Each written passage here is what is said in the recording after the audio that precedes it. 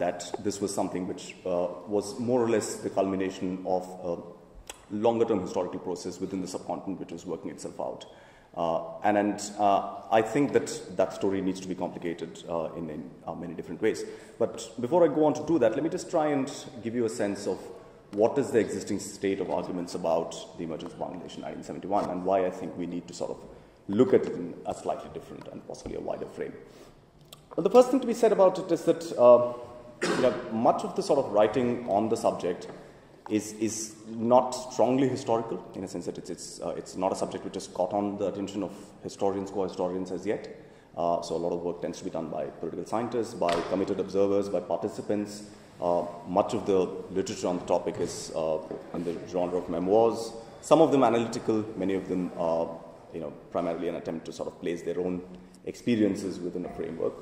And I think you can broadly discern three sort of very different strands of writings about the emergence of Bangladesh in 1971. And each of them more or less tend to mirror the perspectives of the main subcontinental protagonists to this particular drama, which is Pakistan, Bangladesh, and India itself. Now, obviously, this is a bit of an oversimplification, but as with most oversimplifications, I think it helps us to sort of put the point a little more precisely. Now, much of the sort of writing which is done from the Pakistani perspective tends to either blame the Bengalis for their separatism. The notion is that this is somehow a war which is for a secession, which itself is a problematic sort of conceptual category to use for this particular conflict, because in some ways the Bengalis were the majority within Pakistan. So the idea that a majority will secede from a minority, I think, goes against the grain of what we understand by the term secessionism itself. But nevertheless, much of the writing on the subject from the Pakistani perspective tends to be from this prism of Bengali separatism leading towards secession, of course actively helped by Indian machinations, which sort of led to the independence of Bangladesh in 1971. Again, I mean, there are sort of different points of inflection within this dominant Pakistani sort of narrative of the conflict.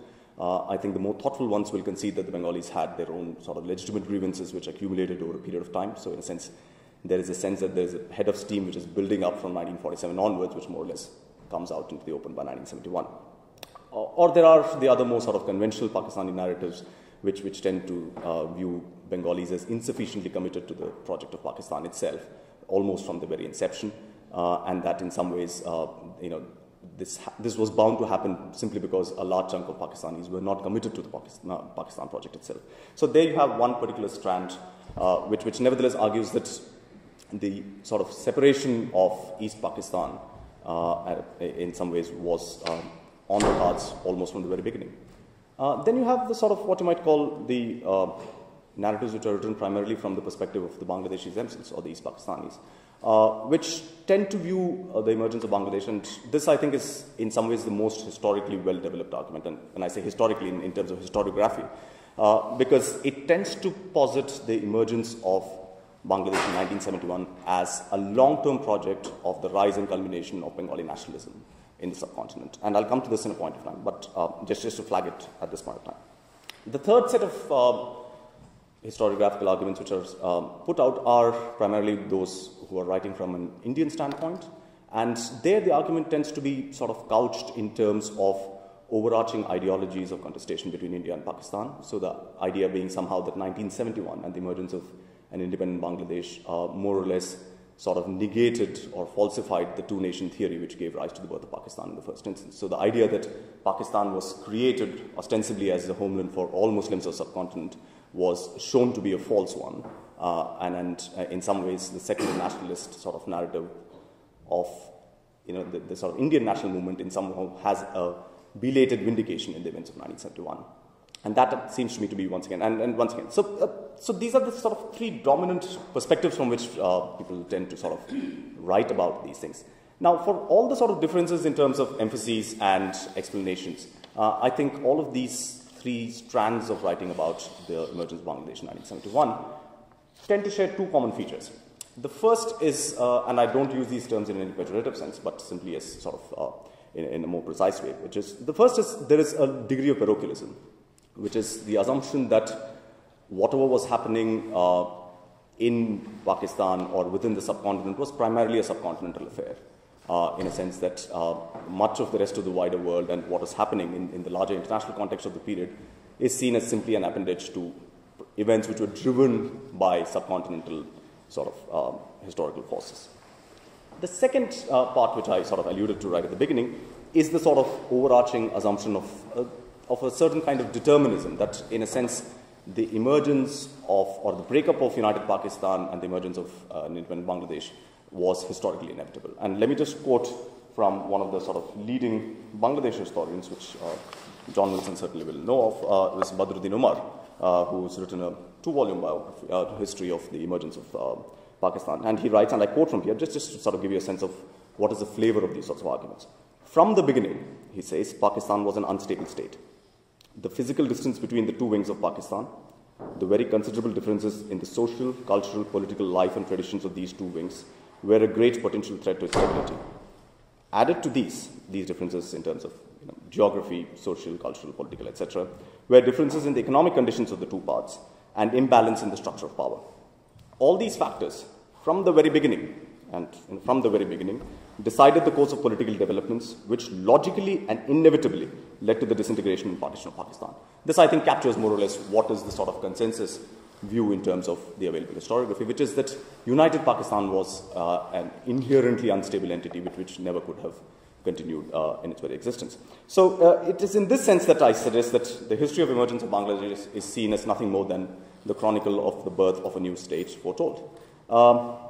And the problem with this, of course, is that it uses the foundational event of 1971 to retrospectively invest with teleology and closure historical developments, which I think unfolded at very different levels of causation and levels of determination themselves. So in a sense, it tends to collapse. And this happens with most such foundational events. So partition of India in 1947, once again, being a very good example of how events which are happening at various levels of causality and determination are somehow seen as enveloping into that one particular historical moment. And 1971, once again, is at least in historiographical terms, is very much in that context. And this, I think, is also sort of reflected in the way that popular understanding of the emergence of Bangladesh is there. So, and you have the famous sort of line in Salman Rushdie's novel, Shame, where he says that United Pakistan was that fantastic bird of a place, two wings without a body, sundered by the landmass of its greatest foe, joined by nothing but God. That, I think, is once again a popular sort of expression of this idea of determinism and inevitability about the emergence of Bangladesh. Now, the way that this particular, historical inevitability is explained in more precise historiographical terms, I think tends to differ. And as with most narratives and chronicles, it starts from different starting points. So you could take a longue durée approach and start with the arrival of Islam to the Bengal Delta in the 13th century, its immense spread in the 16th, and the emergence over the 16th and 17th centuries of what has been called a distinct regional culture that brought together Bengali as well as Muslim identities. So there's a dual Bengali-Muslim identity, and here I'm paraphrasing the ideas of William Anshandel in his sort of recent book on Bangladesh itself, where he argues that the emergence of Bangladesh was possible only because, and I quote, of this dual Bengali-Islamic identity that had roots going back centuries in the Bengal Delta. So there's a sort of a primordial explanation of what was, waiting to happen, and something which sort of goes back there. If you want to sort of take a somewhat closer historical look, other scholars have looked at the formation of a new Muslim middle class in Bengal during the late 19th century, primarily as a response to the opportunities and challenges posed by the extension of British rule into Bengal itself, and the subsequent divide between a Bengali-speaking Muslim middle class and the Urdu-speaking elite, which sort of where they form the old aristocracy of the Bengal Delta itself. And in some ways, those tensions are seen as prefiguring the subsequent divides between the leadership of East Pakistan and of West Pakistan, which led to the sort of emergence of Bangladesh. So others have found the origins of Bengali nationalism, particularly in the sort of resistance movements which developed in the early 19th centuries, particularly the revivalist sort of Farazi movement, which was led by Haji Shariatullah, who died in 1840. But that spurred other forms of sort of opposition to centralized attempts at controlling the Bengal Delta itself. So in a sense, once again, this is seen as part of a larger historical development. So you have someone like Lawrence Ziring, who writes that even Sheikh Mujibur Rahman, who is a sort of founding father of Bangladesh, is seen as a product of the later Farazi movement. So in a sense, it is the assumption is that there is a longer term sort of tendency towards resistance within the Bengal delta of external attempts at domination and control, which in some ways were logically reflected in the creation of Bangladesh in 1971. Now, the problem with such primordial accounts is that they fail to explain in some ways why, if all of these things were really true, an independent Bengal failed to come into existence in 1947 itself. I mean, why did they join up with the Pakistan project in the first instance? And if even assuming if they did, why did it take another 25 years before the Bengalis sort of detached themselves from the Pakistani bandwagon? So I think these are sort of more tricky questions for the sort of primordial narrative to answer. Now, the historians who look at the emergence of Bangladesh in the late colonial period, particularly in the 1940s, and these are primarily Bangladeshi historians, offer a fairly interesting answer to this question. They say that in some ways the Bengali Muslims were never really committed to the idea of Pakistan in the way that it finally took shape in 1947. And they argue that Bengali leaders supported the Pakistan movement led by Muhammad Ali Jinnah precisely because this movement catered for an independent state of East Bengal itself. Go back to the original Lahore resolution, which talks about the creation of sort of separate states in northwest and northeast India. So, and they argue that in some ways, the subsequent move towards separatism, which happened in East Bengal, or independence, call it what you will, was primarily because the idea of Pakistan, which was enshrined in the Lahore resolution, was not the one which finally fructified, and therefore, there were sort of natural tendencies towards doing that. And there is another sort of interesting small twist which is given to this, which is a lot of Bangladeshi historians, particularly, tend to point towards the United Bengal Plan of 1947, where for a short period of time, Hussain Saeed Suhrawardy, who was the main Muslim League leader of Bengal, got together with Sarat Chandra Bose of the Congress and tried to sort of present a plan for united, that is, unpartitioned Bengal, which would be independent nevertheless. So you would have Pakistan, you would have India, and you would have United Bengal. And that was a plan which was floated around for a short period of time, and that in some ways is seen as sort of prefiguring the idea of Bangladesh. So to give the sort of title of an important book on the subject by Harun al-Rashid, a Bengali historian, he says that it's called The Foreshadowing of Bangladesh, the Bengal Muslim League and Muslim Politics in up to 1947. So in a sense, the developments up to 1947 had, in a sort of an incipient form, the politics which subsequently led to the creation of Bangladesh. Now again, the idea that the birth of Bangladesh may be regarded as a partial fulfillment of the 1940s idea of Greater Bengal has a number of historiographical problems which existing sort of works do not squarely sort of confront. For one thing, I think it exaggerates the commitment of the Bengali Muslim League leadership to the idea of a Greater Bengal. To be sure, there was a small section, particularly a left-leaning section, which was very much in favor of this particular idea. But the fact still remains that the dominant wing of the Bengal Muslim League itself in the 1940s was not particularly taken up with the idea of United Bengal or an independent Bengal until the particular moment of 1947 itself. For instance, it's very interesting to note that in 1946, the Muslim League itself considered this particular idea of what exactly the Lahore resolution catered for. If it did cater for two separate states, then why are we demanding one particular state under the sort of cabinet mission plan of 1946? And the answer to that, which was given by Jinnah, was a very surprising one. He said that actually it was because of a typographical error. He said it was supposed to be one state. By mistake, it was set as states. So a resolution was passed by the Muslim League in 1946, retrospectively amending the Lahore resolution of 1940. And interestingly enough, the person who moved this resolution was Hussain Saeed Suhrawardy. So in a sense, the idea that somehow Bengali Muslim leaders were committed to the idea of an independent state, throughout the 1940s, to me simply does not wash. Yes, it is true that for a short period of time, Suhrawardy was keen to try and preserve a united Bengal. That was partly because Suhrawardy's own political base was in Calcutta, which was going to India, and which subsequently went to India. And in fact, immediately after the creation of Pakistan, Suhrawardy did not move to Dhaka, but he actually moved to West Pakistan. So in a sense, the idea that there were tendencies within Bengali Muslim politics in the 1940s, which foreshadowed the emergence of Bangladesh, once again does not seem to be a very satisfying explanation.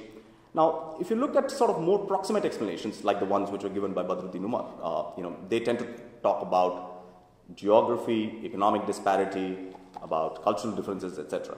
But the question once again remains that even if you assume that there were differences along these levels which are playing out, how do you explain the timing of the emergence of Bangladesh in 1971? Why does the Bengali project for regional autonomy take a move towards independence in the late 1960s is, I think, the central question of historiography, and that is one which these sort of more structural determinist arguments tend to sort of overrule. And here I'd say that the problem really is that we tend to look at what was happening in Pakistan and in the subcontinent more broadly as something which is a culmination of peculiarly subcontinental sort of developments, which is what all the historiographical explanations that I've laid out for you so far tend to suggest. And what I try and do in the book really, and here I come to what I have to say,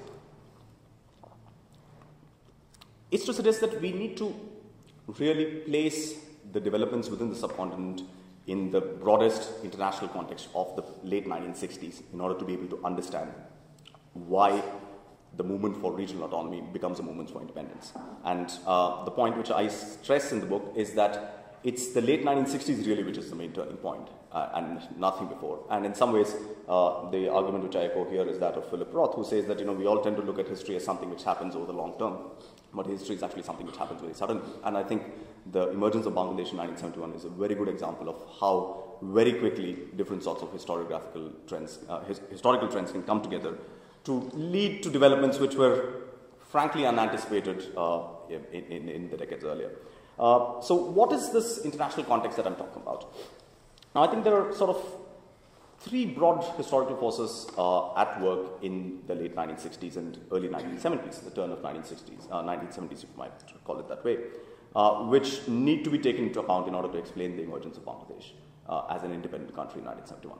The first, of course, is something which is reasonably well known, which is the Cold War. The Cold War, which begins as geopolitical and ideological contest between the Soviet Union and the United States, centered on Western Europe, has gone global by the 1960s. Much of the Cold War has stabilized in Europe, especially following the creation of the construction of the Berlin Wall. But the hotspots of the Cold War really are in what is called the Third World. Which then leads us to the second sort of main historical sort of trend which you see in the 60s, which is that of decolonization itself. And what you see with the trends of decolonization in the 60s is that by the late 1960s, the process of decolonization, which is of European sort of colonial powers giving over formal control of territory, is fairly well advanced. But what you also see by the late 1960s is what you might call a generic crisis of the post-colonial world, which is that by the late 1960s, at least 25 African countries have quickly given way from being led by nationalist leaderships, which aimed for some kind of democratic socialist states, to being under the thumb of one kind of military rule or the other. And by the late 1960s, much of the Third World is enamored by this idea of authoritarian modernization projects, projects which in some ways were showcased by President Ayub Khan of Pakistan, who was seen in many ways as a forerunner of what a strong authoritarian sort of centralized leader could do in order to help these countries catch up with the more advanced economies of the West. The third, and I think most important feature that I want to stress is the beginnings of what we today call globalization. From the late 1960s, you have the sort of sense of there being an interconnected world coming to the fore very much strongly, and it's happening at very different levels. So at one level, globalization is simply happening because of increased volumes of trade, starting from the recovery of Western Europe in the 1950s, the recovery of Japan and other East Asian countries in the 1950s. So there is increasing amount of trade and sort of money which is floating around. But more importantly, there is an increasing sort of consciousness of the world being a sort of an interconnected project. So you have people like Marshall McLuhan, who in the early 1960s coined the idea of a global village. You have people like Youtham talking about the idea of spaceship or planet Earth, the idea that somehow the destiny of the world is tied to one another. So what do we mean by, what we generally tend to understand by the term globalization is sort of deepening economic linkages between different parts of the world. But I think what is also important is that there is a sort of a deepening sort of linkage between social processes which are happening across the world as well. So in a sense that particular forms of social ordering, whether they be simple things like the way that people dress to the way that what constitutes legitimate authority, is being challenged in very similar ways across the globe in the late 1960s. And the paradigmatic example of this, of course, is the sort of global revolts of 1968 itself, which I'll come to in a minute, but which I think are a very fundamental part of the story that I'm trying to tell here. So I think any sort of satisfactory explanation of the emergence of Bangladesh in 1971 has to take into account how these three large international global forces shaped subcontinental events and in some ways brought about an outcome which I don't think was predetermined because of any of the factors that existing historiography sort of tends to highlight. Now, so going on from there, I try and sort of look at a number of different things in the book, but what I'll try and do here is to try and maybe focus on the late 1960s as the turning point before coming on to some other aspects of the 1971 crisis itself. Now, the reason why I say that the 1960s were really the turning point was because until the late 1960s, the classic sort of pattern of what you might call as resistance and accommodation between East and West Pakistan used to take place as something along these lines, which is that the East Pakistanis had their own set of sort of demands which were articulated in the form of regional autonomy. These were primarily centered around issues of language, going back to the language sort of movement of the late 1940s and early 1950s. You had sort of differences over economic development programs and how the whole economy of United Pakistan was organized. So by the late 1960s, you already have Bengali economists saying that Pakistan is really one country with two different economies. So in a sense, and one of the major grievances is that there is a transfer of resources from the east to the west. And the way that happens is that the primary export product of East Pakistan, which is jute, is also the main sort of export of Pakistan as a whole. So whatever foreign currencies, foreign exchange is being earned by the export of jute is being used to import materials for the industrialization of West Pakistan. So in a sense, there is a transfer of resources. So it's very interesting to see how these arguments in some ways echo very old arguments about drain of wealth, etc.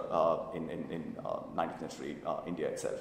And very similar arguments are being made about how wealth is being drained from East Pakistan in order to promote the development of West Pakistan. And then you have a third set of sort of problems which are what you might call more political.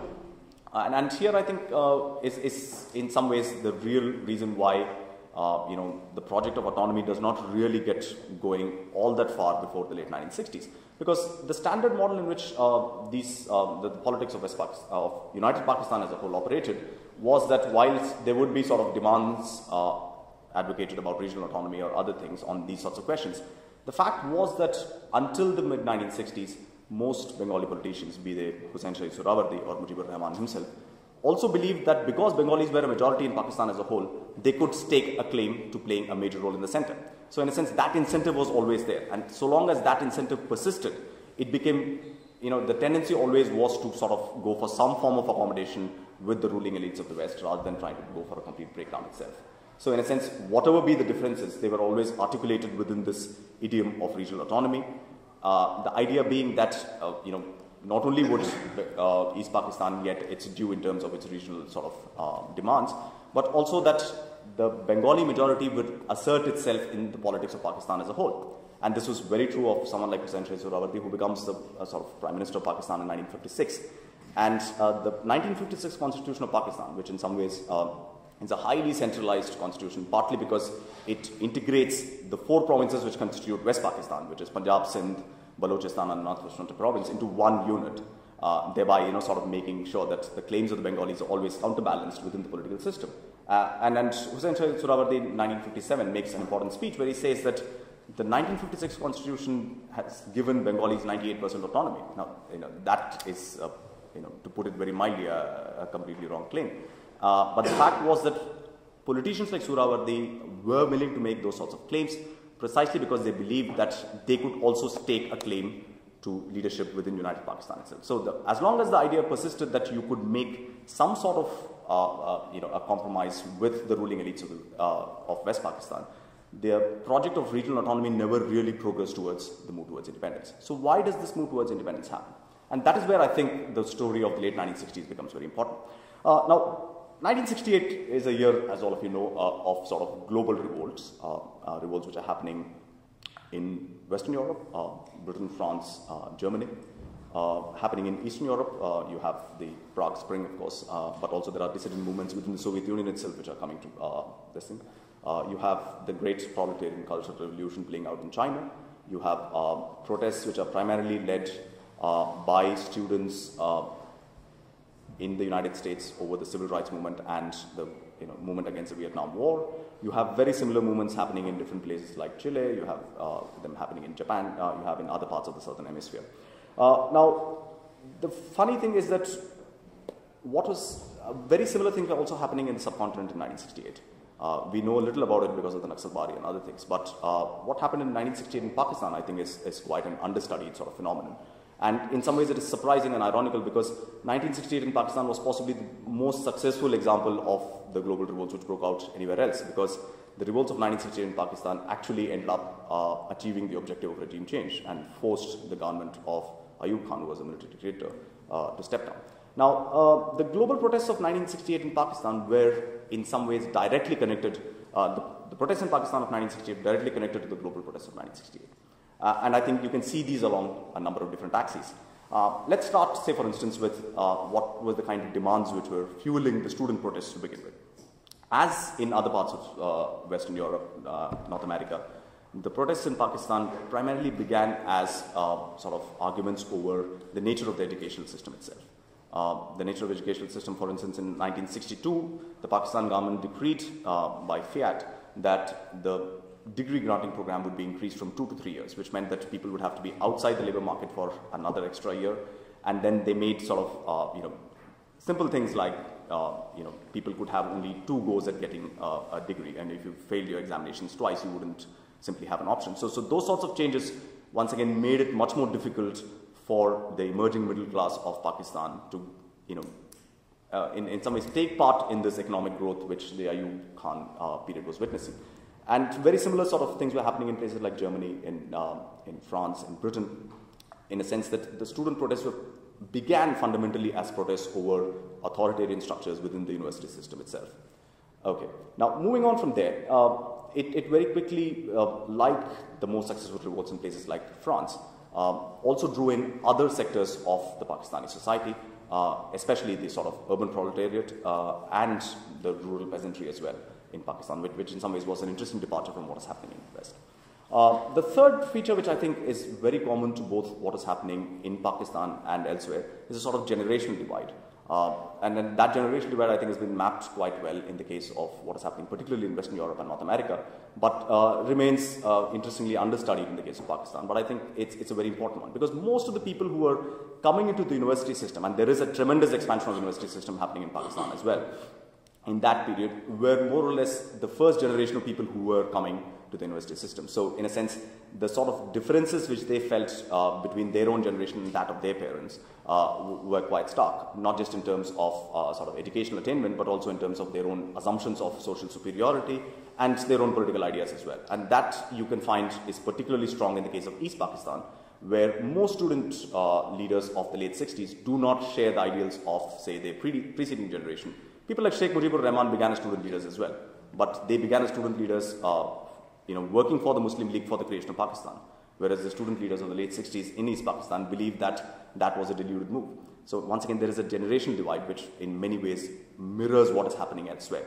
And then there are sort of very interesting parallels between what is happening in Pakistan and elsewhere on the issue of, say, what you might call as a sort of broader ideological currents which are shaping these. And just as in the West, there's a sudden sort of revival of interest in sort of Marxist texts and a certain kind of radicalism, which in the West it now seems was not really, the project was not really about the overthrow of capitalism and so on. It was more about altering the sort of status quo in ways that made it more sort of democratic from a grassroots level. But very similar vocabulary of protest and dissent was being employed in Pakistan as well. And you see that there's a great spread in terms of student literature on sort of, and debates about Marxism, the same sort of, hair-splitting debates over, Trotskyists versus Maoists versus Stalinists being played out in Pakistan as well. And the final thing, which is a very interesting pattern, which is happening in Pakistan and elsewhere in the late 1960s, is what you might call the forms of student protest itself, right? So from everything from what you might call a sit-in to street fighting, which you see happening in the West, is being mirrored in Pakistan. And this is not sort of accidental. In fact, this is, it's quite, it is very much a reflection of the fact that there were sort of forces of globalization, which particularly technological advances. 1968 is the year when television first comes to Pakistan. the revolts in Pakistan begin in November 1968 at the tail end of the revolts elsewhere. People have already seen all of this stuff despite censorship and other things. And there are some very practical connections. So, for instance, one of the most important and charismatic leaders of the student movement in Britain was a Pakistani student, Tariq Ali. And Tariq had direct contacts with the Pakistani student movement. In fact, he goes back to Pakistan in February 1969 to a very tumultuous sort of reception. So in a sense, what is happening in Pakistan was directly influenced by the global revolts of 1968. So, it was in West Pakistan or? It happened both in West Pakistan. I'll just come to it in a minute. So the revolts themselves began because of a trivial sort of incident over standoff between students and local authorities in Rawalpindi, which quickly escalates because of police firing. A student is killed, and then there are sort of knock-on revolt, sort of student protests which are happening in various cities of Pakistan. And actually, it begins in West Pakistan. And it's only 3 weeks later that East Pakistan sort of erupts, and there is a movement. So for the first time, I think, and possibly the last time in the history of United Pakistan, there is a movement of sort of protest against the central sort of authorities in both ways, both in East Pakistan as well as West Pakistan. That's an important point. I'll come to in a minute why. And the flow of this moment is such that by January 1969, which is about 6 weeks into the beginning of the protest, it is very clear to Ayub Khan that unless and until the Pakistan army sort of comes in heavily, it's going to be very difficult to take control of this. But the army's own assessment is that given that both wings are up in arms, it's going to be very difficult to sort of put these claims down by force. And gradually it dawns on Ayub Khan that abdication is the only way around. So in a sense, by March 1969, it is very clear to Ayub Khan that status quo is unsustainable, that the student movements have sort of done. But the problem for the student movement in both wings of Pakistan is the same as student movements elsewhere, right? I mean, because one of the sort of structural problems of student politics is that every student generation lasts at most for 3 to 4 years. So in a sense, institutional continuity is always a great problem, which is why student movements tend automatically to lend allegiance to sort of more institutionalized political parties. And in this case, the political parties which benefited the most from the sort of radicalism of the students in West Pakistan were the People's Party by Zulfikar Ali Bhutto, and in East Pakistan it was the Awami League led by Sheikh Mujibur Rahman. And both of these parties, in some ways, particularly the sort of the mobilization and the radical sort of upswing which happened in the late 1968, early 1969 period, translates into the electoral majorities which they won in 1970. Without the sort of mobilization of students which happened, it's quite inconceivable that the Awami League would have done the kind of showing which it did, because the students were the link between the institutionalized politics of the Awami League and the countryside as well. And this is sort of borne out by a number of sort of senior Awami Leaguers of the period themselves. So in a sense, the student protests of 1968, 1969 in Pakistan were, I think, the real turning point for the history of East Pakistan. And let me now explain why. The reason is that by 1968, the sort of regional autonomy movement has taken a peculiar form under the leadership of the Awami League. In 1966, Sheikh Mujibur Rahman puts forward a 6-point program for autonomy, which in some ways becomes a platform on which all the subsequent negotiations with the Pakistani leadership happen. Now, the 6 points themselves, have sort of a variety of things about, sharing of parliamentary system, sharing of power, about economic resources, about having a separate militia for East Pakistan, and so on and so forth. Now, in most other sort of contexts, a similar program had been advanced, say, for instance, the 21-point program of 1954, a very similar sort of agenda of regional autonomy and federalism for Pakistan as a whole. But the distinctiveness about the 6-point program as it sort of developed in 68-69 was that instead of becoming the starting point for negotiations, it became the end point for negotiations. And that happened because the students and their demands were so much more radical than the 6-point program that in some ways Mujibur Rahman and the Awami League could not put these as negotiating points on the table any longer. So, for instance, in January 1968, the students of East Pakistan put together a 11-point program which called for, among other things, radical land reforms, for minimum wages to be guaranteed to laborers, and so on and so forth. And interestingly enough, I also had a point about saying that Pakistan should pull out of the CATO and other forms of agreements. So once again, it reflects the sort of student movement of Pakistan was also against the sort of wider Cold War politics of the period, just like student movements in France and Germany and elsewhere. So what happened in 1968-69 was the radicalization of student politics in East Pakistan ensuing mobilization, and the fact that it in many ways began to constrain the ability of leaders like Mujibur Rahman and the Awami League to be able to sort of parley with their West Pakistani counterparts. And that in some ways, in my opinion, makes the sort of continuity of united Pakistan all the more difficult, because now the options for the West Pakistani elite were simple. Either they would accommodate the 6 points in sort of a constitutional structure which would be drawn up after the elections of 1970, or they would not. Now, if the former had been done, it is conceivable very much that Pakistan would have survived as a loosely federal entity, maybe for a somewhat longer time, nobody knows. But what did happen was that the military junta which took over after Ayub Khan, led by Yahya Khan and others, decided that the 6-point program was simply not something on which a united Pakistan could be held on to. So there you had a key turning point by early 1969 in East Pakistani politics, whereby a demand for regional autonomy was no longer seen as negotiable. And those were the sorts of negotiations which were the bread and butter of East Pakistani politics for much of the preceding 25 years. But by mid-1969, certainly by mid-1970, once the election sort of mobilization happened, once the Awami League had sort of put out the 6-point program as the only sort of agenda on which, and Mujibur Rahman himself repeatedly says in his election speeches that this is a sort of plebiscite on the 6 points. That I think is really the turning point in terms of the accommodationist politics of East Pakistan giving way to a position which is a lot more sort of rigid, uncompromising and unyielding. And that in many ways sets up the stage for the subsequent breakdown of constitutional negotiations. Primarily because the military junta of West Pakistan was unwilling to do it, and more importantly because the main political force in West Pakistan, which was the People's Party led by Zulfikar Ali Bhutto, decided that instead of cooperating with Mujibur Rahman against the military, it would be better, he decided to cooperate with the military against Mujibur Rahman. So in a sense, had the two wings, the major political forces of the two wings joined hands at that point of time, it would still have been very difficult for Yahya Khan or the military junta to organize a crackdown on East Pakistan. Because the situation was very similar to what was obtaining in early 1969 under Ayub Khan, which was that the Pakistan army simply did not have the resources to take care of massive unrest in both wings. But the fact was that West Pakistan became quiescent because of Zulfikar Ali Bhutto's tacit support for the junta's politics against Mujibur Rahman, which then gave the junta the free hand in order to sort of do the crackdown. So which is why I argue that 1968-69 really is the turning point in terms of the movement for regional autonomy becoming a movement for independence. And the stage is thereafter set for the breakdown of united Pakistan.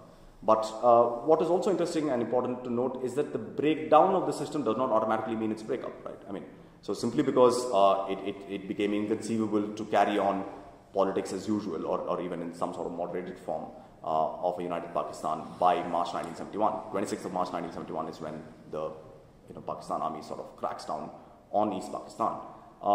Does not automatically mean that the emergence of Bangladesh was somehow a foregone conclusion. And the road from the breakdown to the breakup is one, again, where I argue in the book that there were many twists and turns, and that the emergence of Bangladesh as an independent entity in December 1971 was not a foregone conclusion until very, very late. And there are a number of ways in which I try and make that point. The first is that if you simply take the sort of the Cold War context of the period, the way in which that particular context impinged on the 1971 crisis itself is a lot more complicated than current sort of accounts will have it. Because the existing sort of narrative somehow seems to be that there was a very clear lineup once the crisis began, right? So you had the United States backing Pakistan, with the Chinese supporting Pakistan on the side, and then you had the Soviet Union which supported India and the Bangladesh movement, and that in some ways it was that lineup which facilitated the emergence of Bangladesh in 1971, in December 1971. That I think is an account which in some very key respects is flawed. I think the only part of it which is correct is the fact that the United States did support West Pakistan and the Yahya Khan regime. But the fact is that much of the material that is now available, say from the Chinese side, shows very clearly that the Chinese were not interested in supporting Yahya Khan's regime unconditionally. In fact, China had stopped military supplies from March 1971 itself. They were supposed to sort of send 2 squadrons of aircrafts to Pakistan, which were withheld. until November 1971, when Zulfikar Ali Bhutto led a special delegation to Pakistan, to China, to sort of request for more help from Pakistan. The Chinese were still not forthcoming. And the reasons for that are a little complicated, but basically they boil down to two things. The first was that in some ways, in the aftermath of the Sino-Soviet split, which becomes sort of militarized in 1969 in the Usuri clashes, the Chinese are very keen to ensure that India does not automatically sort of fall into the arms of the Soviet Union. So there is an attempt by the Chinese to sort of woo India away from the Soviet Union, and there's a sort of famous smile which is given by Mao Zedong to the Indian Chargé d'Affaires in Beijing in 1970, signaling that China is interested in sort of resuming normalization of relations with India. And that is one major consideration as far as the Chinese are concerned in terms of how they look at the crisis itself. The other major consideration for the Chinese is that they were, at that point of time, particularly in the wake of the Cultural Revolution, China was supporting revolutionary movements all over the world, right? So from PLO to Vietnam to everywhere else. So for them to somehow turn around now and suggest that a movement for national liberation, which was led by Bengalis, is somehow illegitimate, was cutting across the grain of their own ideological claims. So it became difficult for them to justify that sort of a stance. The third reason, which in some ways is a more important one, was that China itself was undergoing a major domestic crisis at that point of time. The famous sort of Lin Biao affair of 1970, which is Mao Zedong's number two man, Marshal Lin Biao, sort of fell out with Mao Zedong, and Lin Biao had sort of control over the entire People's Liberation Army in a way that even Mao Zedong did not have. So there was very serious civil-military tensions playing out in late 1971 in China itself, which made the Chinese very reluctant to want to intervene. So the Americans did try their best. In fact, once the war begins on 3rd of December 1971, Henry Kissinger, in fact, quite directly tells the Chinese to start making some sort of military moves in order to intimidate the Indians. But basically the Chinese do nothing. And that, I think, is an important sort of factor, because had the Chinese, made even minimal military moves, it is quite likely that the war, at least as far as the Indian sort of thinking about the war would have been quite different. Now, let's look, say, for instance, at the other thing which is said about the Soviet Union and its support for India somehow being crucial to the emergence of Bangladesh in 1971. Now, the fact is that much of the new material which is available shows that the Soviet Union was at best ambivalent and at worst downright sort of hostile to the idea of the breakup of Pakistan itself.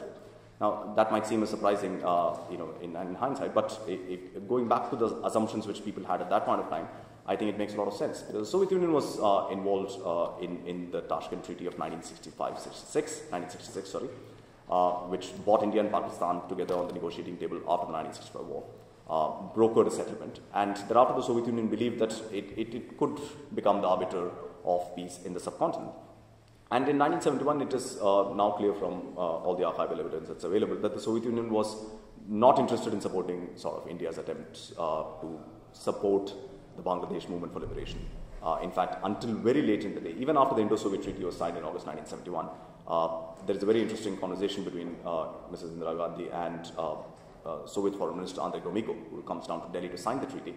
And the Indian record of the conversation notes that after the treaty is signed, Gromyko tells Mrs. Gandhi that we have a saying in Russian, which is that the heart must be warm, but the head must be cool, and that is the Soviet advice to India.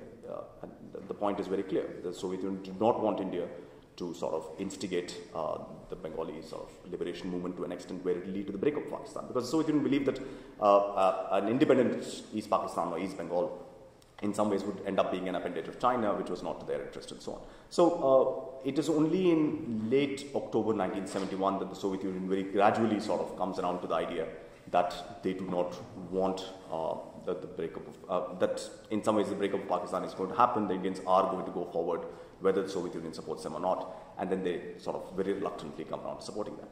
Even at that point of time, once the war begins in December 1971, the Soviet Union's actions are not of unilateral support to India. To be sure, they do use their veto in the UN Security Council twice. But on 14th of December, a very interesting resolution is introduced. Now, that resolution basically says that it's a draft resolution tabled in the UN Security Council, which calls for an immediate ceasefire and withdrawal of the armies of both East and West Pakistan from the sort of territory of East Pakistan, and transfer of power to local representatives. Now, that resolution, very interestingly, is introduced by Poland, which is a non-permanent member of the Security Council at that point of time. Now, Poland is clearly not in the business of introducing any resolutions on its own. It's actually a resolution which is introduced by the Soviet Union. If you just sort of look at it a little more closely, by the 14th of December, Indian Army was nowhere near Dhaka. In fact, the Indian move towards Dhaka was just about sort of gathering steam at that point of time. If a UN Security Council resolution had actually been passed on the 14th of December, the war would not have ended on the terms in which it did, which is with an unconditional surrender by the Pakistan Army to the Indian Army with 93,000 prisoners of war, and which left India a free hand to install the new government led by Mujibur Rahman and the Awami League over the next 3 to 4 months. So in a sense, as late as the 15th of December, and the 16th of December is when the sort of surrender agreement happens, it is not at all sort of clear that an independent Bangladesh is going to emerge in quite the way that it did. So what I'm trying to say is that the events of 1971 themselves are ridden with contingency. There is no sort of clear line starting from the crackdown of 26th March, the decision of the Bengalis to resist it, which is very laudable, but then good intentions and virtue is not the only thing which matters. The fact was that the creation of the emergence of Bangladesh in 1971 with Mujibur Rahman as its president was a product of conjuncture and contingency, of choices and chance, the entire sort of story in many ways defies this sort of overall argument that somehow the creation of Bangladesh was simply the Chronicle of a bird foretold. Maybe I'll stop there and take some questions. Okay, great. Thank you, Srinath. Now for, how should I put it, a very different account of the emergence of Bangladesh. And I'm sure there are people in this room who are, way too better qualified to ask you a question than I am. But maybe I'll wait to ask my habitual question, which is coming from the perspective of the outsider in this case. Because it's probably unfair to ask of you an anthropological account. Sure. But there's a habitual account of whether it is India or Pakistan or Bangladesh. The chronicle that is teleological is also a chronicle that's embedded in nationalism. And I think what is missing from your account today, at least, was an account of Bangladeshi nationalism, which probably did not have had its own place, and not just hostage to everything else, whether it is 1968 in Paris or it's Soviet whatever whims, or Chinese ambiguous smiles, or whatever, or Yahya Khan deciding to do this or that, or India deciding to not do this. So what I was looking for was waiting to hear what is the place of Bangladeshi aspiration in this. Sure. The question of Bangladeshi aspirations is an important one, but it is one which I'd suggest to understand the roots of which we need to look at much more short-term sort of considerations rather than long-term ones. So, because for instance, if you, all the sort of earlier historiographical stuff that I mapped out, whether it's arguments about how Islam entered the subcontinent, the sort of eastern part of the subcontinent, or about sort of the rise of a particular Muslim middle class in Bengal in the 19th century, and so on and so forth. All of them are in some ways arguments about the origins of Bengali nationalism, right? I mean, and the assumption in somehow in most of these cases, and historians generally tend to take two tacks, right? The historian's job is to tell you that things are more complicated and they happened earlier, right? So that's the way most of us tend to proceed. And in this case, I think that assumption is in some ways is misleading, because the more sort of longer back that you try and draw the taproots of Bengali nationalism, as it were, I think those sorts of primordialist explanations tend towards a kind of determinism which simply does not explain why it took so long for, if Bengali nationalism really was as strong a phenomenon with as long roots stretching back as some historians have argued, then why is it that we don't see a much more stronger push for the creation of an, independent East Bengal in 1947? Why do they start becoming part of the Pakistan project? and then having become part of the Pakistan project, why does it take 25 years for all these so-called inherent contradictions to play out, right? So the question of timing, I think, is a very important one, and it has to play an important part in any explanation that we're trying to do. And that's where I think that, it's no disrespect to Bengali nationalism or to the aspirations of Bengalis to suggest that that in many ways some of these aspirational changes actually happened over a much shorter period of time than they did over a very long sort of gestational period of time. Because I think in some ways the horizon of expectations of what the Bengali sort of, either the sort of politically active community of students and others, or the wider population which was mobilized around the 1970 elections, it happened in ways which were not conceivable in an earlier period. And that is where I think the importance of the sort of wider global context is a very important one. So this is not to suggest that Bengali nationalism simply is a derivative sort of argument about what is happening elsewhere, but simply to suggest that its roots lay in much more shorter term contingencies and conjunctures rather than in very sort of longer term historical evolution. Fair enough, but even in that very short-term perspective, Sure. it would have been good to hear a little Sure, more. sure. Yeah, I mean, there is stuff in the book about some sure. of that stuff. So. There's a long queue building up already, John. I just thinking in exactly the opposite direction from Chris' question, which is, I think the time frame is even shorter. And I think, sort of for a while tried to write stuff about this moment in the history of Bangladesh and I think gave up precisely because it's very hard to write history which is kind of so much about kind of contingent events and I think just to kind of laud your project in that it's almost written into our DNA as historians that we're interested in kind of long-term causality, but kind of the more you read about Bangladesh, the more you read kind of sources from the moment, the more that appears not to be the case. So my question, I suppose, is my comment and question is that is there a momentum towards Bangladeshi nationhood before March 21st, 1971? Because that's the part of the story that I don't see, from what you're talking about. This extraordinary moment of violence that transforms the way in which kind of Bangladeshi politicians, or the people who become Bangladeshi politicians, think about themselves. I mean, the kind of political techniques that you're talking about, student sit-ins, student protests, are based still, even until after this period in which you're talking, talking about up until 1970, are about about getting kind of politicians back on the negotiating table. They're about they presume this kind of, I suppose, some kind of civil political process. I mean, that exchange process kind of always presume that process. And then the mortality is not great until this moment, kind of.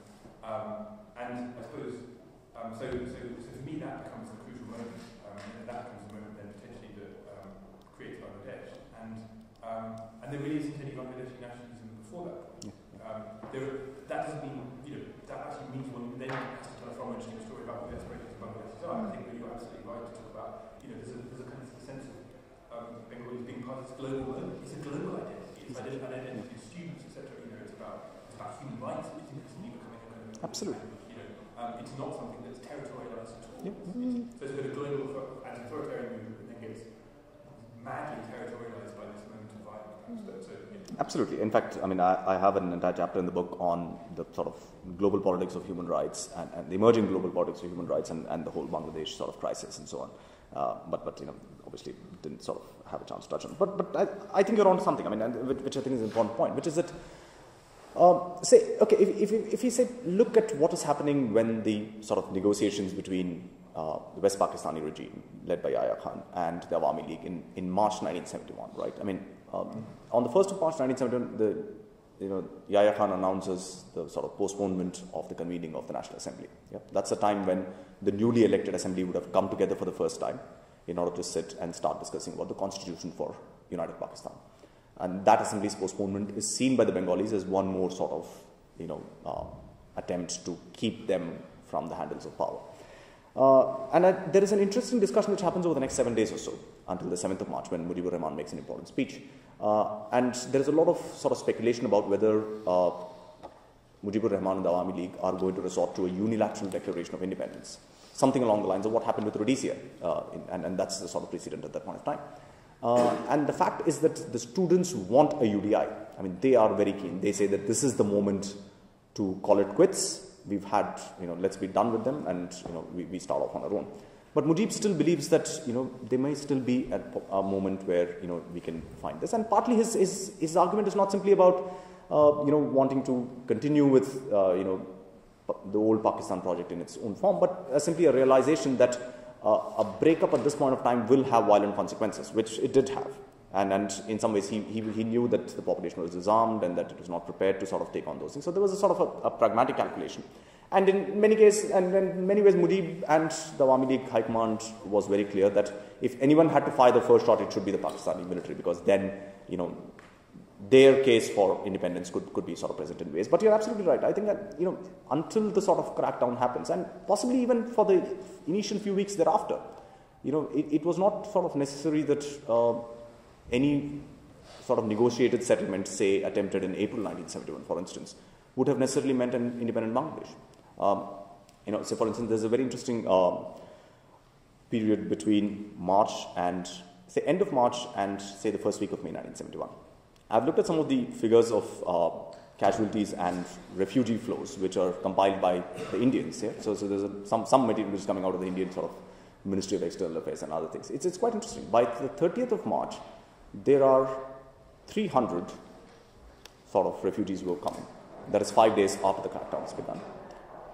By the 16th of May, that number has gone up to about 2.2 million.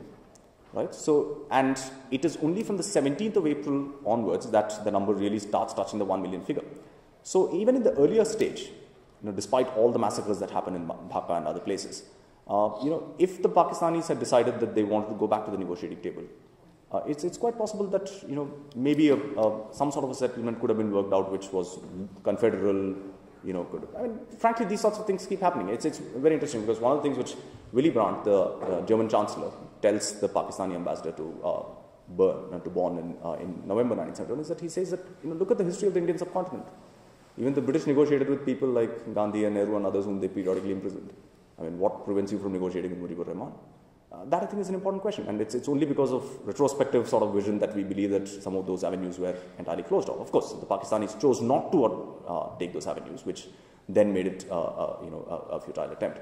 But the fact still remained that even, I think, up to the sort of first 3 or 4 weeks after the crackdown began, had there been sort of pressure, say, particularly from the Americans on Pakistanis, it's quite possible that they could have gone back to the negotiating table and hammered out some kind of a solution. Because one of the very interesting things about the entire February-March negotiations between Yahya Khan and the Awami League is that the essence of 6 points can actually be accommodated within the framework of a federal Pakistan. That is what the negotiating points themselves suggest.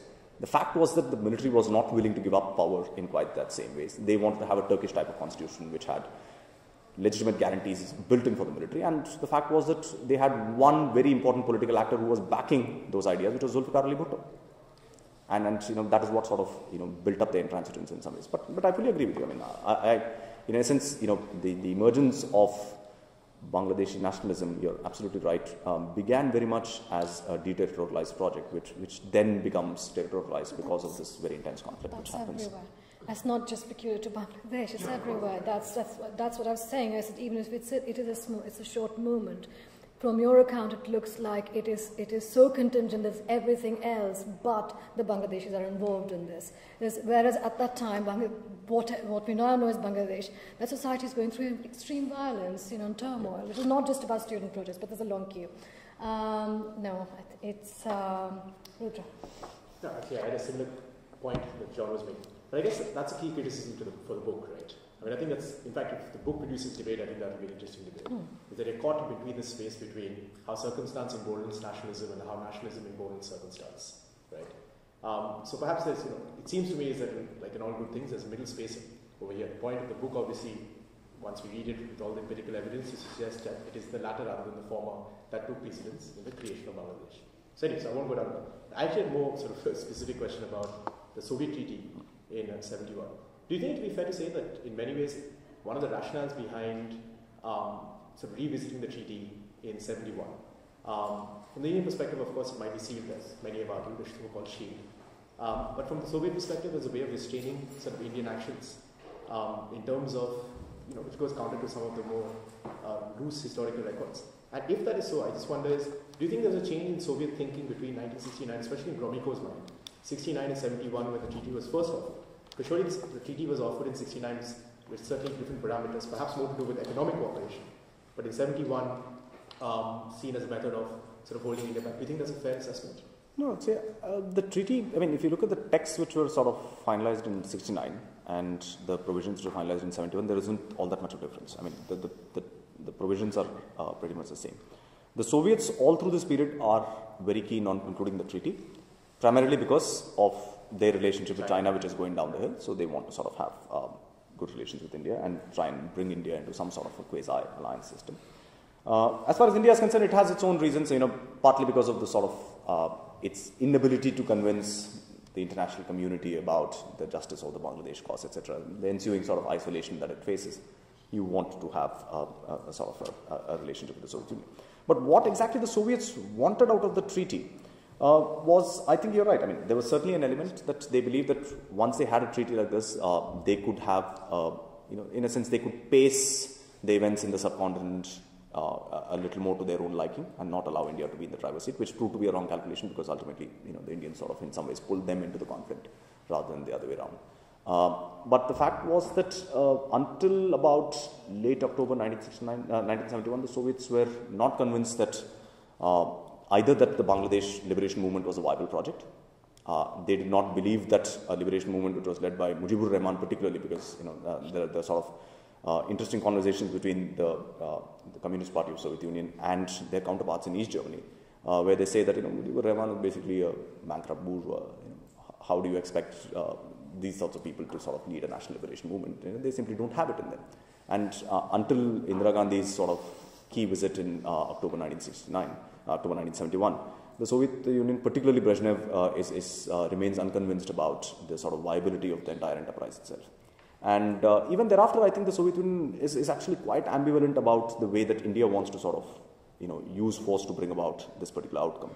And they still believe that, if you just sort of held the line for a little bit, the Pakistanis will realize what's happening. And in some ways, there would have been an automatic sort of transfer of power without an Indian intervention, which is something that I don't think they were particularly happy about. So. Louise. No, there's a long queue. You're in the queue, sorry. Louise. No, sorry, it's Louise's. Sorry. Sorry, I should have had a question clear in my mind. It's quite complicated, but I'm trying to think. I mean, I accept your point basically that a kind of simple, deterministic or teleological account, which suggests there's some essential structural tension in this geographical discontinuity means that Bangladesh is more or less notable, or that pre-existing Bengali aspiration of the nation that explains the creation of Bangladesh. So I take that point, but I'm trying to think through the counterfactual to think, well, how could Pakistan have remained united? And it rests on the point, I think, that you were making, which is that one could imagine a true federal system being negotiated, which held the two sides together. I can't help thinking that this is just too optimistic. And I wonder really whether what 1968 does, and I think it's a really interesting argument to say that 1968 is a point in time across the world, where there are similar kinds of movements taking place, which reflect similar kinds of arguments and possibly similar kinds of structural tensions. I think that's interesting. But I think what those movements do in the context of Pakistan is to really throw into sharp relief the unresolved nature of the structural tensions within the Pakistani federal system. Yeah. If you want to credit it with that title. So I do think there's a longer build-up of structural tensions within Pakistan that mean that 1968 becomes this kind of turning point. Yeah. That maybe have been papered over by the existing political leadership. So there might be much contingency post-independence that helps to explain why the crisis doesn't happen sooner. But I'm not convinced that of the absence of structural tension before 68. And I think also just going back to the point about where does Bengali nationalism figure in this, the movements of 1968 are led by students in Pakistan and the world. But that doesn't mean that they don't develop a territorial element. And the late 1960s, not only in South Asia but elsewhere, is also a point in time where you see the emergence of new forms of ethno-regional claims to territory elsewhere. So I would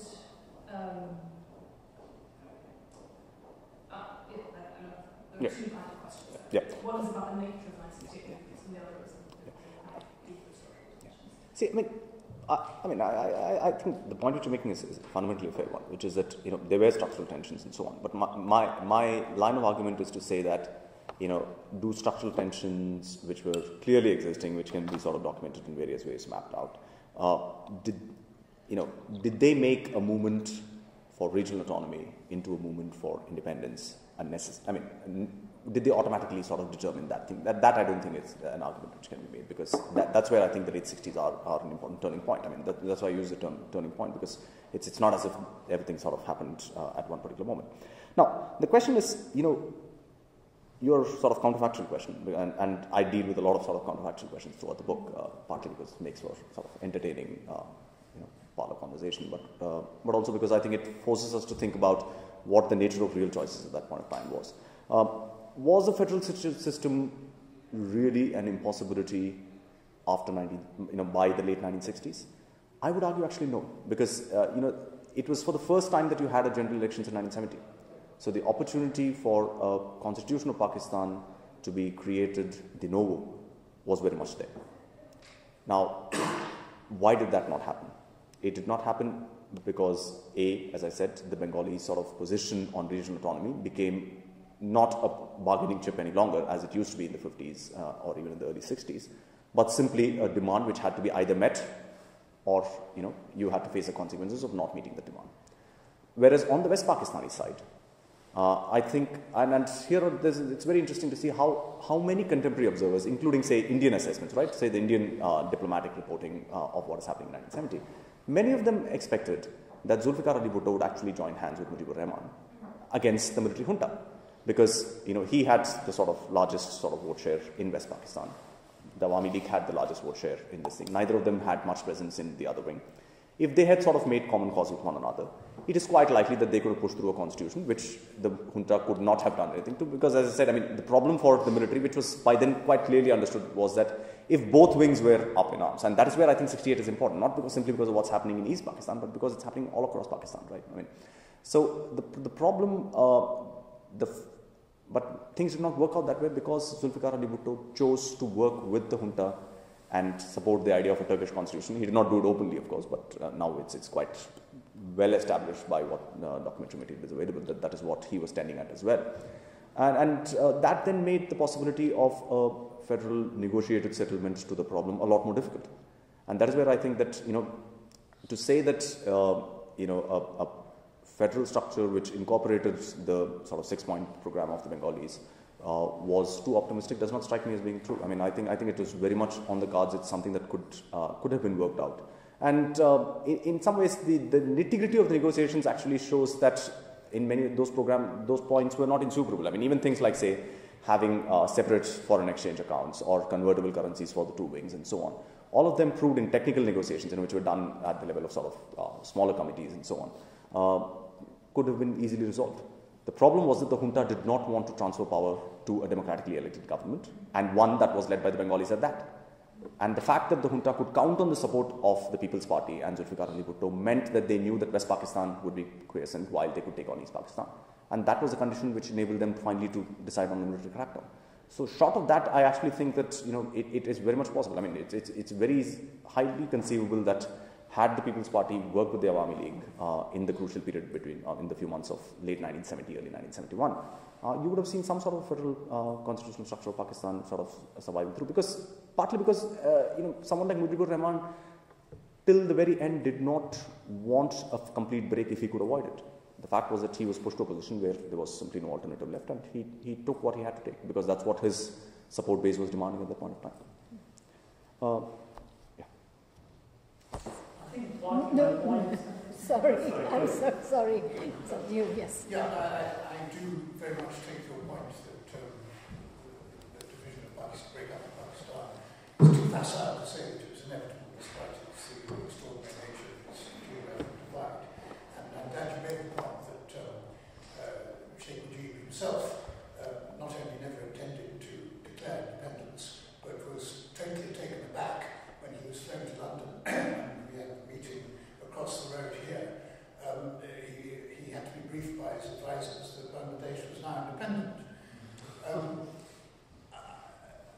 I think it's somewhat ironic that you give so much influence to the 68 student riots, which basically failed in Europe and had no sort of real noticeable effect in either India or Pakistan. But retrospectively, you should make that a turning point for this major geopolitical development in South Asia. It doesn't really wash with my thing.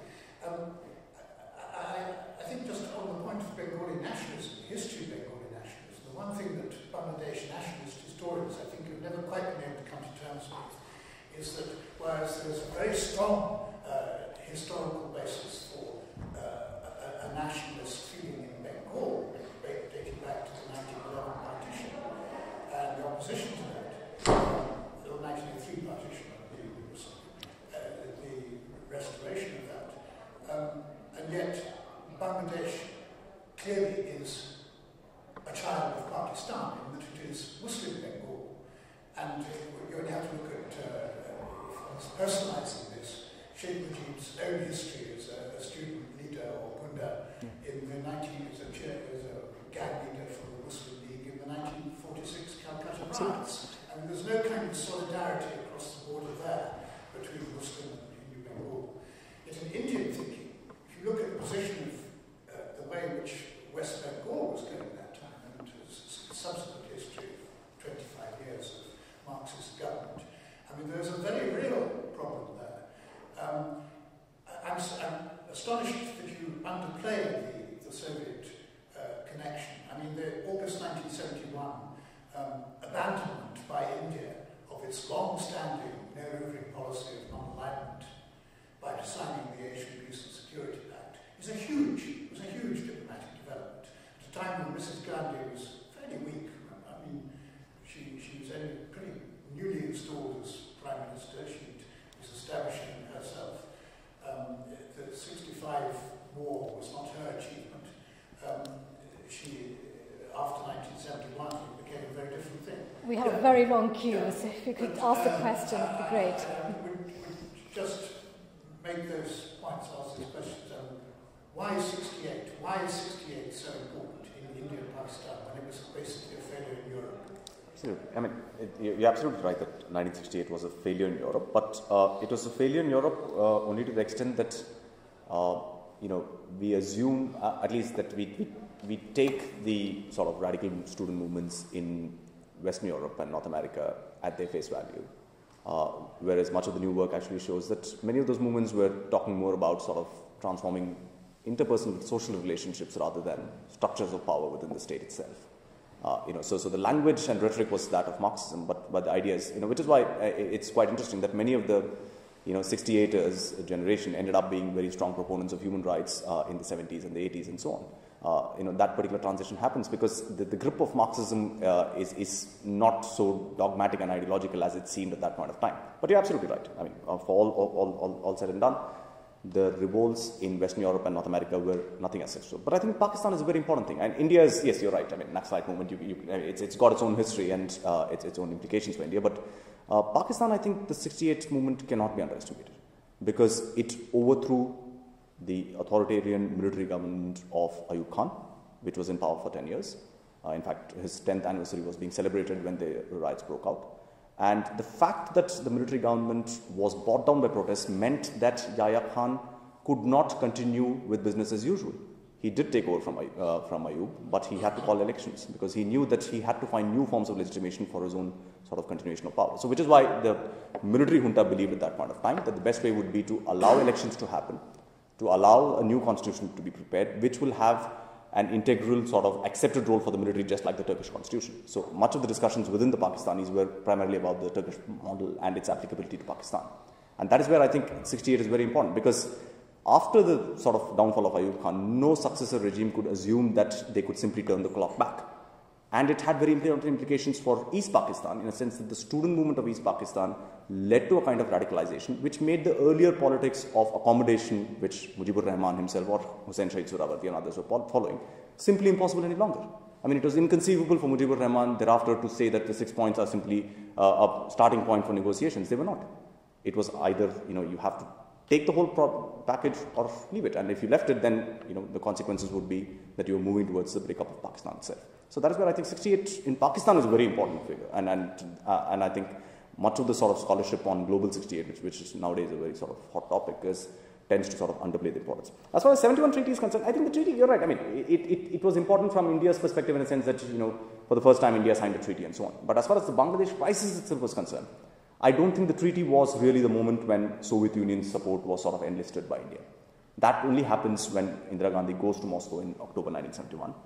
And thereafter, even as I said, with the Polish resolution and other things, the Soviet Union showed itself to be capable of doing a number of naughty things to upset the Indian friends and till the very end. So I think the Soviet position was a lot more ambivalent than what we generally tended to assume. And this is what much of the new sort of documentation, particularly from the Indian side, shows. Because the Soviet material on this stuff is still a little more difficult to come by. There are sort of higher level records of the Politburo discussions, but they only record sort of decisions which are taken. So the deliberations are missing from them. But it's quite clear looking from the Indian side that the Indians were quite upset with the Soviet Union's attitude on the crisis till the very end. In fact, on the 11th of December, Mrs. Gandhi has to send her sort of most trusted advisor on Soviet affairs, D.P. Dhar, to Moscow in order to convince the Soviet leadership that they might still have to use one more veto. And the Soviets say, no, we can't do it. They say, no more vetoing. Now we've got to have a resolution in the Security Council. So. In fact, it's coming to one point. Yeah, sure. In many ways, coming back to the point, I think I would argue that the reasons that she didn't go through with the treaty in 1969 was exactly because she was domestically weak, because she was relying on left support. But in 71, the reason she went to ground with the treaty was because she was domestically popular. It was a landslide victory. So it allowed her to make sure that she articulated a treaty and each one of those articles without being shoved by communist support within India. So she had a freer hand in making sure that in many ways that India would not be restrained. At least that I would argue that. Yeah, thank you very much. I can also go on, but I'll stick to a kind of more theoretical point to begin with, which is whether your effort is really about putting ideas as key in explaining change in international relations. And I think somewhere you have highlighted that universities being the key places where these ideas get institutionalized, if you like. And I think in some ways, if 68 is such a key moment, is it a moment where, in a way, and we have been talking about nationalism itself, which I think is institutionalized eventually in India, for example, through political parties. In Pakistan, that was always a crisis in some ways. And so a new idea, and this is my theoretical question to you, whether you think ideas find more role in society or in politics when there are lack of institutionalization of previous ideas or other ideas. Well, for example, nationalism. The case I want to draw from that is the case of Bhutto himself, a man I think deeply divided in terms of ideas. Nationalism and the 68 sort of new thinking, because he was employed in the previous government, so he was very much part of the establishment. But somewhere, and if I'm not wrong, he went to Berkeley. So he possibly carried some of that deep within him while serving in the most repressive regime. So in fact, if we look at this, if it is a battle of ideas, I think Bhutto is the character who really embodies those conflicts within. And it's very clear in 1971 when Indira Gandhi offers him a very good conciliatory deal in Shimla Agreement. It is him who actually, again, betrays it. And so whether you think your emphasis on ideas kind of should also then look at where they get embodied. Well, I don't quite tackle these questions in these terms in the book. But I think the important point about 68 is you're right. Certainly in terms of ideas, and the importance of the sort of larger cultural moment of the 60s, I think, is something which I talk about in the book as well. Because, the sort of what was then called the counterculture of the 60s, I think was an important vehicle for transmission of many of these ideas in a sort of global space. And there, certainly they played an important role in Pakistan. But I think where the Pakistan sort of student movement had an edge over, and this is going back to the previous question as well, earlier discussion, over the movements in, say, Western Europe and this thing, it was precisely the lack of institutionalization of political parties, right? I mean, so the gap between their sort of efforts and aspirations and, particularly with what they could do with the structure of the state itself was a lot closer than it ever was for student radicals in Western Europe or North America, let alone the Soviet Union. So in that sense, I think, it certainly was there. But again, I mean, as I said, student politics always also has its own sort of structural constraints, which is that, student generations are very short-lived. Even if student leaders continue to be in politics, they sort of vehicles for mobilization are not available at hand at all points of time. So there are short spurts in which student politics can make a difference. And it did make a difference in both wings of Pakistan by enabling sort of the People's Party in the West and the Awami League in the East to sort of come to that kind of electoral dominance which they did.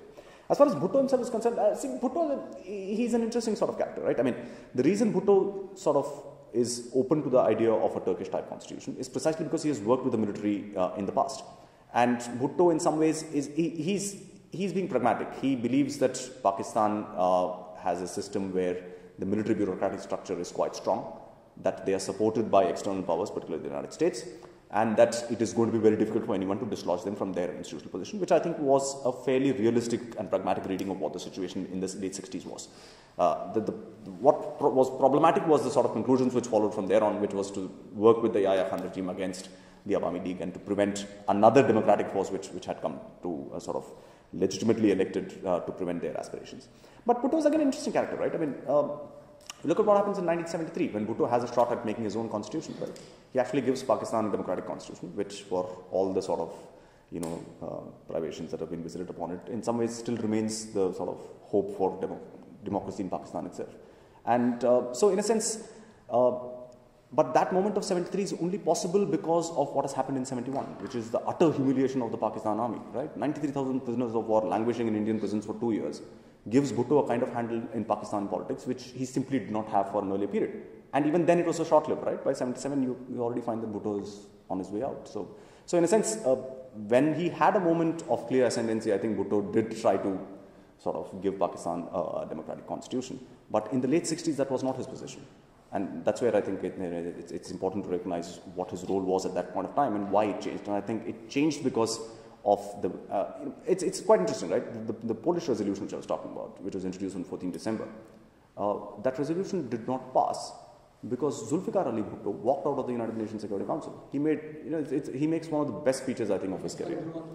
Yeah, it's an excellent speech, worth reading, where he says that, it's interesting that Poland, which is a country which sort of has been partitioned in its own history, is introducing a resolution like this about carving out Pakistan. And then goes on to say that, I'm not going to be a party to this, I'm walking out. Now, why was he walking out? I think a very plausible explanation to that was that because Bhutto wanted the Pakistan army to sort of do an unconditional surrender to the Indians, because he realized that that was the only way that the military will then be knocked out of its sort of power, and then he proved to be right. Yeah. There are at least 3 more questions, finally. Yes. Two things, really. One is, well, the student thing is already been dealt with, so I wanted to touch on that. Because they were really not significant in my view, and a lot of others' views, that what happened in Europe had virtually no impact at all in subcontinent Pakistan or in either. It had its own internal momentum and dynamics. But you mentioned about globalization coming in the late 60s, especially the Cold War. With respect, the Cold War started almost on the word go as the British Raj was partition. And in 1954, there was a formal defense agreement between Pakistan and the United States, and they had a military bases. So it's really not correct to say the Cold War came in the late 60s. If anything, by the late 60s, the Soviet Union and the United States had kind of neutralized each other in the subcontinent and wearing away. Although the United States was still pro-Pakistan, wanted to preserve Pakistan integrity, the Chinese, as you said rightly, had kind of hands off, and so had proceeded from 65 on improving relations with Pakistan, so therefore moving away. So in fact, the logic of the argument is that the global politics kind of left the space for internal dynamics of the continent to operate, rather than actually influencing what was happening. Absolutely. So the significance of the Indo-Soviet Treaty was, so for the Indians concerned, to neutralize American opposition in the subcontinent. And that's about all. And what the Indians looking was for space and freedom. And that's why I talk about I heard it said at the time that the Indian really wanted 2 weeks space to be able to achieve the ends. And I think that's what it came about. And Indira Gandhi showed that yes, that, she will hold others back until then. Now, as for Pakistan's role, you don't seem to give any credence to the fact that it was not a democratic country. It was a military rule, and one military rule is undermined, and then another one comes. The fact that Bengalis in Bangladesh and East Pakistan had placed confidence in the democratic process to be able to eventually prevail and get their demands met within the democratic structure. But it was quite felt very early on, the one unit itself, one language, so that means they were not into diversity and equality and plurality as the Indian political model was. And that was the logic of that, reinforced by Khan's 10 years rule, pointed in a very different authoritarian direction, which meant the Bengali nationalism in Bangladesh or East Pakistan simply could not accommodate itself to their demands within the Pakistani structure, and Bhutto merely, if you like, rubber stamped that expectation. And I think that I would suggest that you give, think about the logic of that. Just a couple of quick responses. You're absolutely right. I think that this nature of the Pakistani polity is definitely an important part of the explanation. But again, I think the problem with that sort of an argument, which is once again a structural argument, is that you still fail to account for the timing of what happened, right? Why does it take, say, 10 years of Ayub Khan's regime for the Bengalis to realize that this is not working out? Why does it not happen earlier? No, but hang on. They're part of one country, and you are trying to persuade them over the years to move. And bit by bit, it accumulates, the frustrations pile up, then the younger elements come in and radicalize the politics to the point where the leadership of Sheikh Mujibur Rahman's hands are tied. Exactly, that's precisely my point as well. So that builds up, but it builds up and becomes difficult to accommodate because the structure of Pakistan, political structure and the bureaucratic military combined makes it very difficult for Bengali demands, East Pakistan demands to be accommodated. And I think, so therefore, these things don't happen overnight. Yeah, exactly. No, I fully agree with you, but all I'm saying is, in order to sort of give a historical explanation for, why something happened at the point at which it did, we need to look beyond the structural sort of argument about the nature of the Pakistani state itself, which is the burden of my sort of thing. Because once again, 1970 is an interesting time in Pakistan's history as well, right? The first time you're having a general elections, and that general election is actually being conducted by a military junta. Ayub Khan never thought of, in fact, Ayub Khan did away with the system of direct democracy, he brought in the system of indirect democracy, of buttressing his own, a presidential system and so on. But the fact was that Yahya Khan and the junta could not, they did not think of going back to the 1962 constitution. And that itself was the realization of the fact that the clock could not be turned back in any ways. So you had to devise new ways of doing it. But you're absolutely right. Absolutely. The second point is about, again, the Cold War. I did not mean to suggest that the Cold War came to the subcontinent in the late 60s. I was only saying that, in a sense, the late 60s was an important point, in a sense, where the Cold War was no longer about what was happening in Europe, where it had stabilized, but the main battlefields of the Cold War were elsewhere. They were in Latin America, they were in Africa, they were in South Asia and other places. So, and that this story in some ways is part of that sort of wider thing. As far as this question of India wanting 2 weeks, and that itself is an interesting debate. And in fact, I have an entire chapter in the book. The last penultimate chapter actually talks about it. It is what was the nature of sort of India's military aims when it came to the 1971 war. It is now very clear that the capture of Dhaka was not India's military aim. In fact, the capture of Dhaka was something which happened quite extraordinarily, quite suddenly, because of developments on the ground and because of wider international developments. I mean, there was no military plan to sort of capture Dhaka to secure surrender of 90,000 prisoners of war and so on and so forth. That's more a panic in the ranks of the Pakistan army. Yeah, but so that it accelerated the collapse. Absolutely. Yeah. But the significance of 68-69 was that because of the erosion of Ayub Khan's regime, there was a renewed hope for democratic politics. Absolutely. And if that was frustrated, that led to that. I fully agree. Yeah. Thank you. It's a remarkable thing that the origins of Bangladesh is a topic of fascination. It remains a topic of fascination in Bengali households, and also it seems to be, for some strange reason, it's of some interest to others as well. Although other nations have also emerged, Czech Republic and Slovakia, Romania, and many other, and also Soviet Union itself emerged into many different nations. None of that debate seems to be happening in those parts of the world, or Northern Ireland vis-a-vis Ireland in Britain. In fact, Britain is very shy to discuss that. Yeah. Just as it's very shy, it remains very shy discussing South Asia in 1947-48. It doesn't want to discuss that. It likes discussing Tibet and China. It's quite, big topics, but doesn't like talking about that. And its role, actually, in creating this situation, this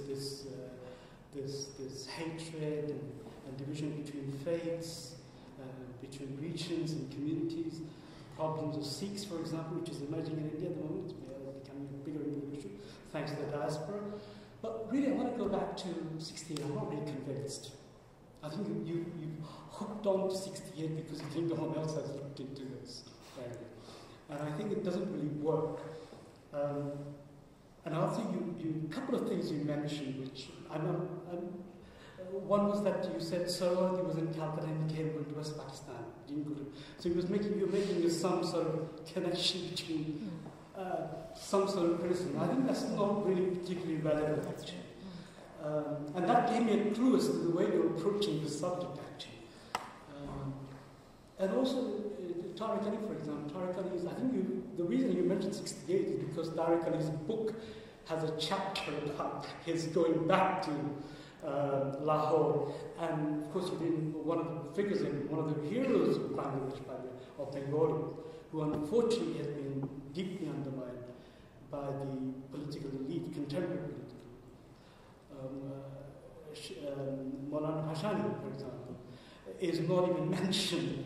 Well, he's in the book, I mean. So. But he's probably in the book, but he's a very important figure because he's actually a figure who emerges at the beginning of the 20th century, during the British colonial period, as an activist, right? And he remains an active person throughout the East-West Pakistan period.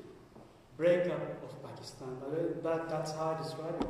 Breakup of Pakistan. Pakistan is not a secession, but actually it was a breakup of Pakistan.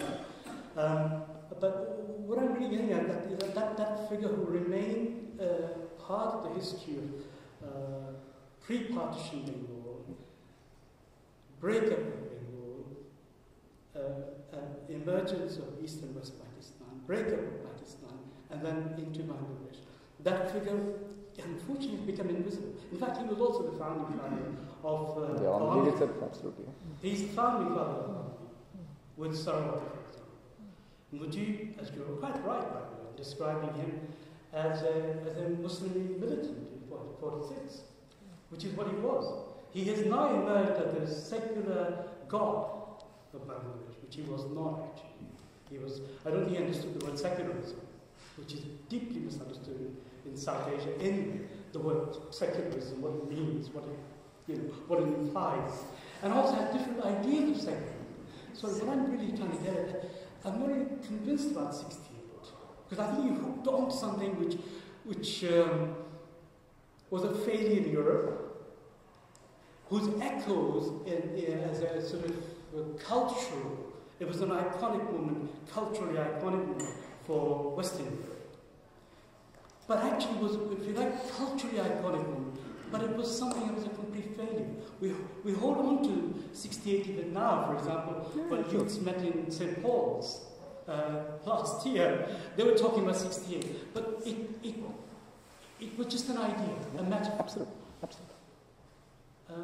What I'm really saying about how do you assess Maulana Bhashani in this? Yeah, I mean, before we come to Maulana Bhashani, I mean, what I was trying to tell about Suravardi was that, Suravardi's politics were the sort of classic example of the politics of East Bengal Muslim League leaders who subsequently formed the Awami League, who felt that their interests and the region's interests were best served by trying to accommodate with West Pakistan and trying to bring to bear the electoral majority of Bengalis. That is what I was trying to say. So in a sense, Suravardi was someone who wanted to be Prime Minister of Pakistan, which he became.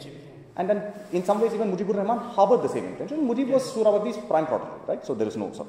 You're absolutely right. Maulana Bhashani is a very interesting figure. But I think even Maulana Bhashani in some ways actually supports the argument which I'm making. If you look at Maulana Bhashani's career, say from 1963 onwards, it is quite interesting. Maulana Bhashani mutes his criticism of Ayub Khan regime because in 1963, Ayub Khan and Pakistan and China come to an agreement. And Maulana Bhashani travels to China and he is a great admirer of Zhou Enlai and Mao Zedong. And in fact, for the period between 1963 and 68, Maulana Bhashani is more or less in political hibernation. He has muted his criticism of the regime, is doing nothing. And in fact, it is Maulana Bhashani who comes into his own when the student protests begin, because he is the one who is leading the protests in Dhaka. He is the one who is urging the students to come, because Mujibur Rahman is in jail over the conspiracy case, Agartala conspiracy case.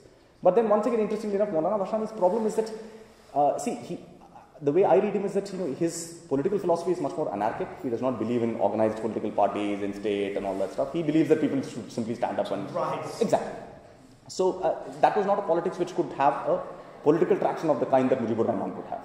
Right? So, I mean, absolutely. But I think even someone like Bhashani also is a very interesting example of how, even if there were sort of radical tendencies within that, how they really come into focus at the turning point of 68, 69, which I still would maintain remains important. You're absolutely right. What happened in the West was inconsequential in comparison.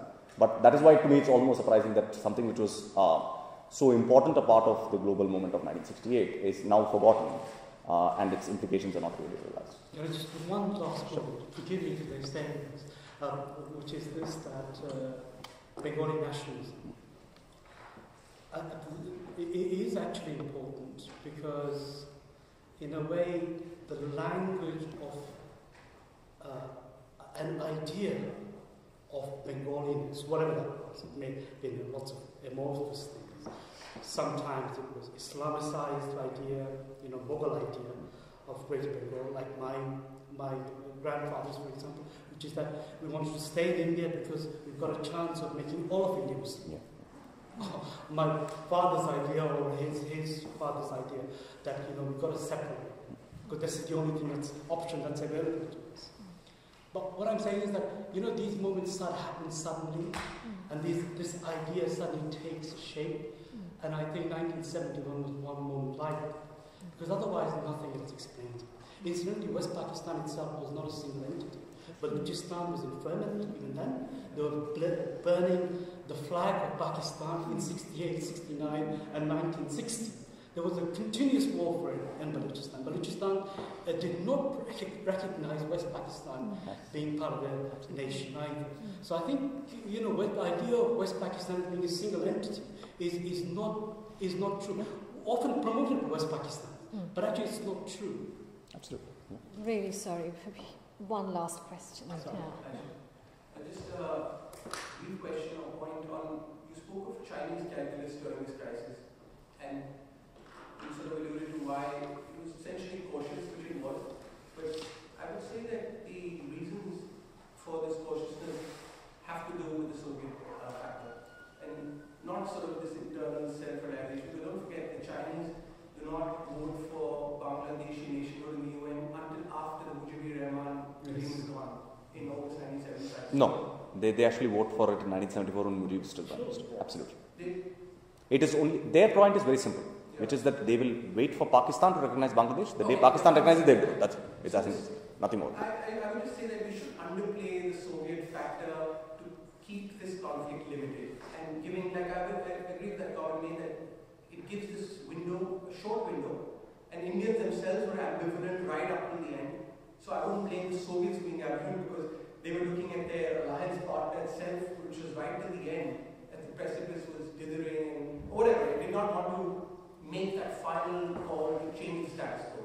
And so the Soviet factor did play a role in the Chinese where, I mean, that famous conversation with Kissinger enticing the Chinese, and that cautiousness was not just, okay, winter is setting, the Indian army had it also took the Soviet factor. But obviously, this is something where, since we don't know, it became escalated at that level. It was limited, but then I would locate the causes for that limitation to that sort of. Yeah, I mean, it's quite possible that they were there, but to the extent that you can make arguments based on not simply on sort of deductive arguments about what would have worked, what would not, but based on what is sort of now reasonably well established. It seems to me that the sort of the internal dynamics and the sort of India question in China's eyes were a lot more important. And the interesting thing is this, right? I mean, there were at least some Indians who got this right. I mean, Brajesh Mishra, who died last year, I mean, his dispatches to India at that point of time and his assessments were spot on. In fact, Indira Gandhi wasn't born when he wrote a very important assessment saying that the Chinese are unlikely to intervene. And Indira Gandhi says that to Walter Scheel, who's a German foreign minister, that we don't believe that the Chinese are going to come into this conflict. And this is in sort of 11th November, right? I mean, so it's a clear month before anything else happens. Well, on that note, we can thank Srinath. We made him sing for his supper, having just deplaned this morning from India. Thank you very much for a very stimulating talk. Look forward to beginning.